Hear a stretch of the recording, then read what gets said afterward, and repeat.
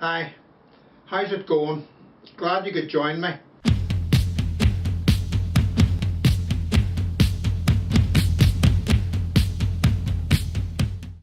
So where have you been? Thought you'd have been back before this. Look, no coat, no gloves. Still winter here, but spring's coming. Still chilly though, hence the hat. Have I got a project for you today? Today,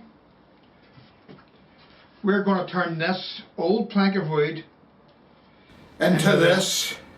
So if this is something you would be interested in making, keep watching and don't forget to subscribe and like.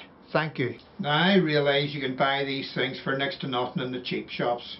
Things that were probably made in, I don't know where, sweatshops. You pay next to nothing for them and it lasts next to no time. This one will last a lifetime. And it's going to cost you nothing, only a bit of time. So just watch and enjoy it. It's just surprising what you can make out of old scrap pieces of wood. Scrap pieces of wood that other people just throw away. Not only will these things last you a lifetime, but you can look at it and say, I made them with my own hands. A word of warning though, and trust me on this, when they see them, your friends and family's going to pester you to make them one as well. They really are that good. Now the very first thing we're going to have to do, if you can imagine this, the top of this plank is rounded. That's going to be the front door of the nesting box. So we've got to cut bits of wood to make a half circle so that the roof's nice and round. To begin with, measure 18¼ inches along the plank. The extra quarter of an inch is to allow for the thickness of the chop saw blade. Using either the chop saw or a hand saw, cut it at the mark.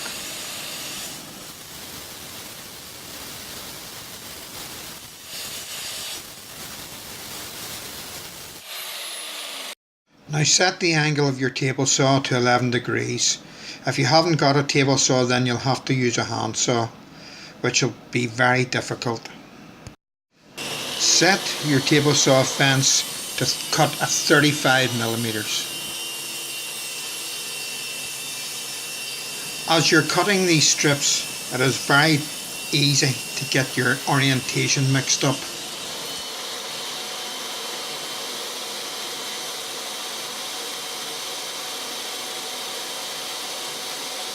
See what I mean? What a bloody dumbass.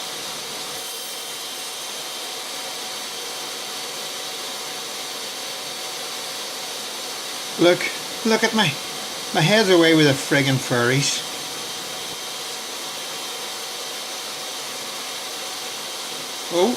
Oh, light bulb moment. Got it. At last. Where's Laurel and Hardy when you need them?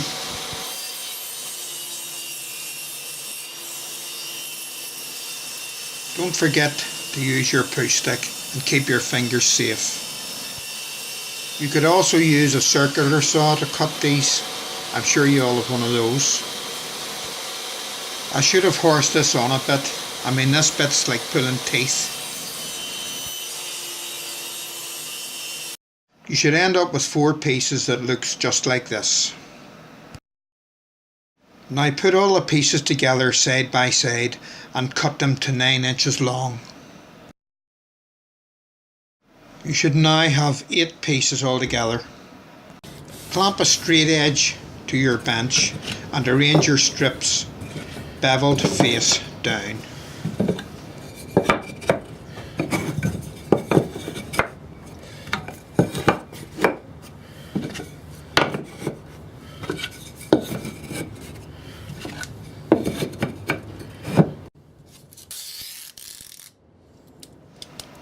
Then take some masking tape and tape them all together.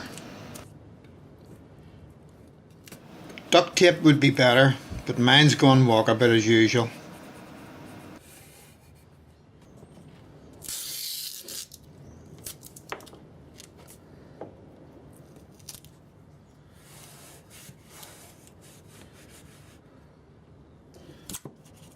When that's done, carefully flip the pieces over.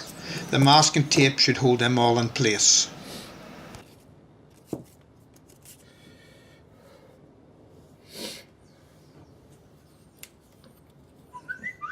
Now get your glue out and squeeze it into all the joints.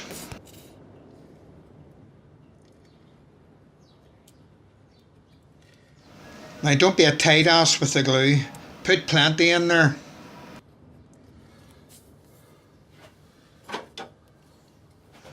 Work it well in with a brush. Not only will it make the roof watertight, but it'll make it very strong. You want it to be able to hold the weight of an eagle. Not that we have too many eagles here, mind you.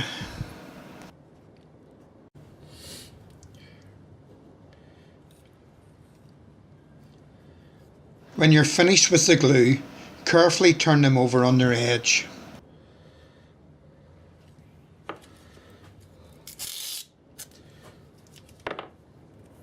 Now tuck the tails of the tape inwards.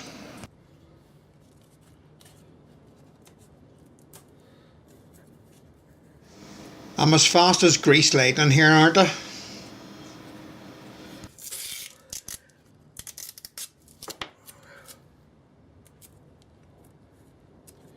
Stretch another piece of tape across the front and gently squeeze the joints together.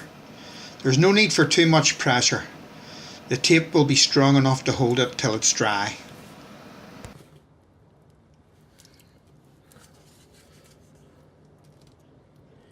So there you are.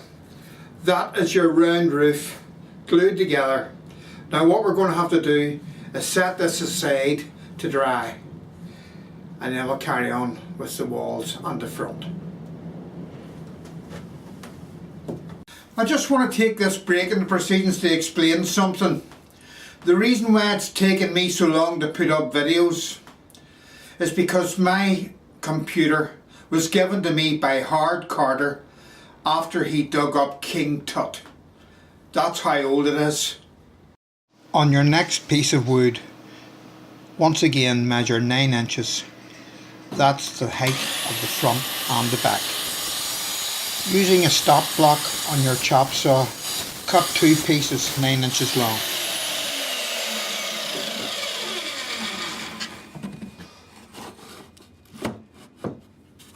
If you want some exercise, you could always handsaw this.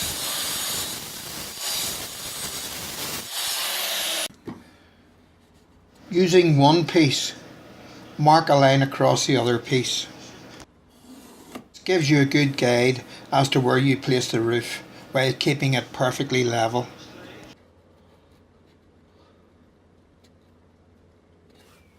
Mark both front and back the exact same way.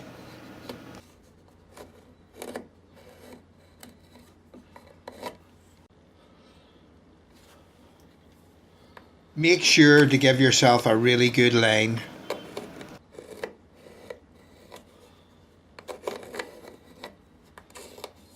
I move to the bandsaw and cut them out. The beauty about marking straight lines inside the roof is you can cut them out easily by hand if you don't have a bandsaw. Don't force the saw, let it do all the work.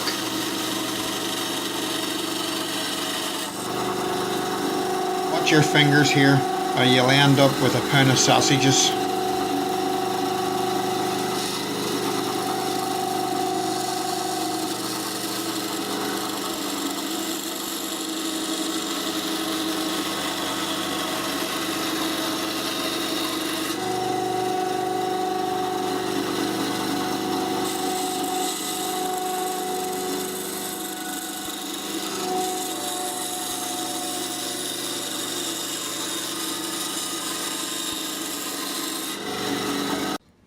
As you can see, it's a perfect fit. Next, measure halfway across the front side and make a mark. This is for the 35mm hole for the birds to come and go. 1.5 inches down from that mark, do another one for the perch. Then cut the hole. I'm using my drill press with a hole saw. Handy bloody things, these drill presses.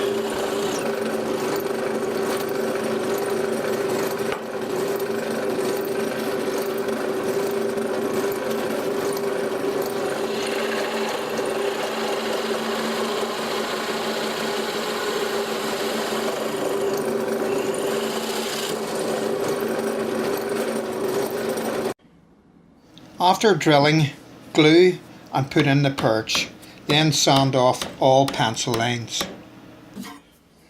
Next, on the side wall, which is the same length as the roof, draw a line 2 inches from the edge, then another 1.5 inches down, making a right angle.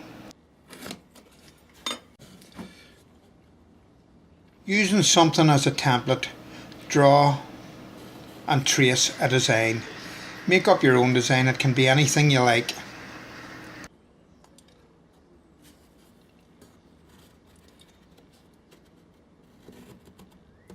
This is what I have decided on.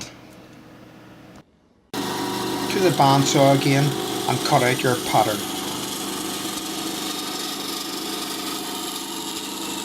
Both sides have to match, so take your time.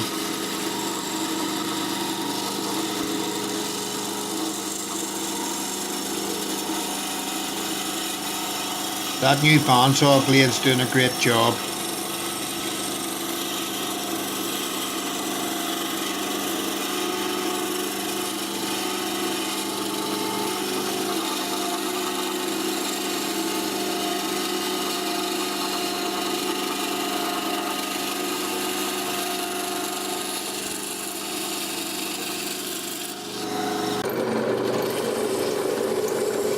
Sand both front edges smooth, either with a drum sander or by hand. I just made my own sanding drum and it works great.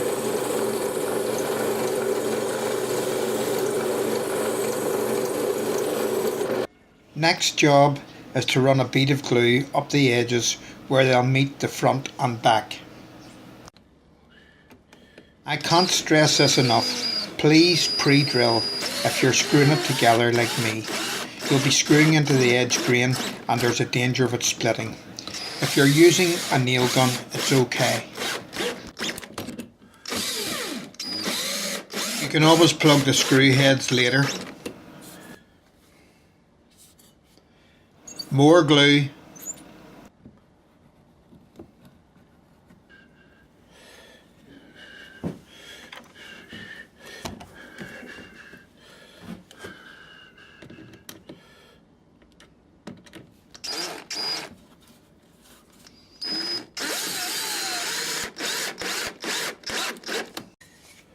With the sides on and secure, all you have to do is fit the roof.